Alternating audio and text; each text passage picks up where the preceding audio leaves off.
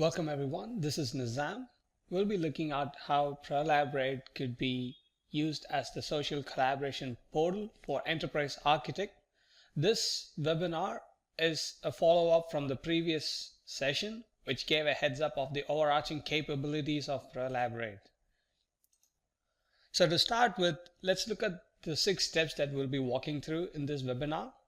So we'll be starting with how to define sections. The sections is where Prolaborate lets users pick and choose the parts of the model that they would like to expose to their end users.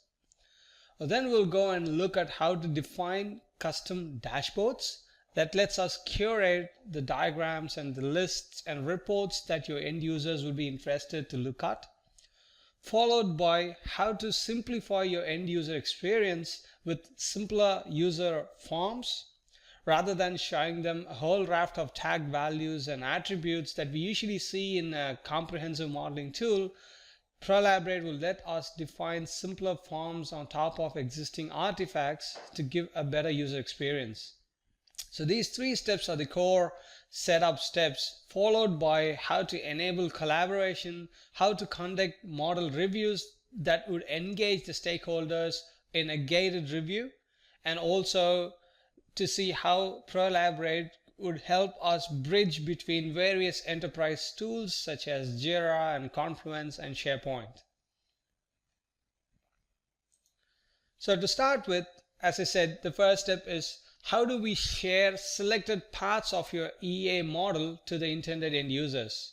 One of the key challenges that we have seen in the past is the comprehensiveness or the rich contents in EA models are quite good for someone who knows how to skim through and how to find their way out. But for a new user, it has always been a little daunting or overwhelming to go through the entire model to find the right information. Prolaborate allows us to pick and choose the parts of the model that would be interesting for a particular user group or a user.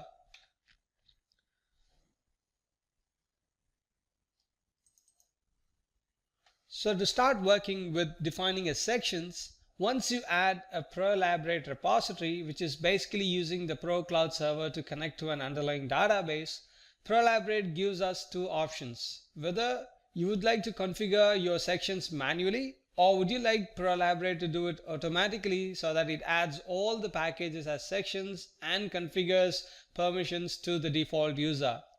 So let's choose the automatic option to start with to understand how an entire repository from an EA model is being added as sections into Prolaborate.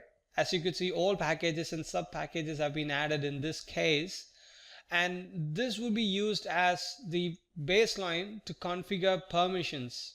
So access permissions is another important aspect of the initial configuration, where Prolaborate gives you very low level granularity to control which diagram or element or package a user or a user group could see. So if someone has permissions to read or write or collaborate, they see this in their viewport. Otherwise, it will be completely hidden from them. Following that, I'm going to add the same repository, but this time choose a manual configuration. So the previous time it shows all packages and assigned it to the default user. This time I'm just going to say, let me do it manually, and this will just show me the repository browser from the underlying EA model, the project browser. And now I could drag and drop packages or sub packages. I could choose an individual sub package or drop an entire package and all its sub packages, and that forms my sections in my portal that I'm defining for my end users. And once I'm done with that, I could assign the user groups or users who gets to see this. So if I don't give permission to one of these packages to a user or a user group, he would not even see that in their view portal. So that kind of eliminates the complexity. It greatly simplifies the end user's view, so he could just focus on the things that are relevant to them. There's also a third option in initial configuration, and that is having a complete blanket permissions for the entire repository. So let me choose the manual configuration option once again, go ahead and define sections. But in defining the access permissions, instead of going at a package level, I'm going to do it at the entire repository level. So all packages that are included in this portal will be given read and collaborate access to everyone who have access to it. This is kind of seen as a replacement to a HTML publish.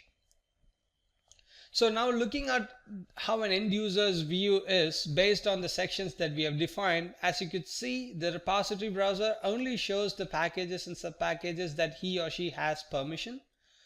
And the My Diagrams portal is a quick and easy way to look at the diagrams in a thumbnail view. And these diagrams also shows only those diagrams that I've been given permission explicitly through the initial configuration.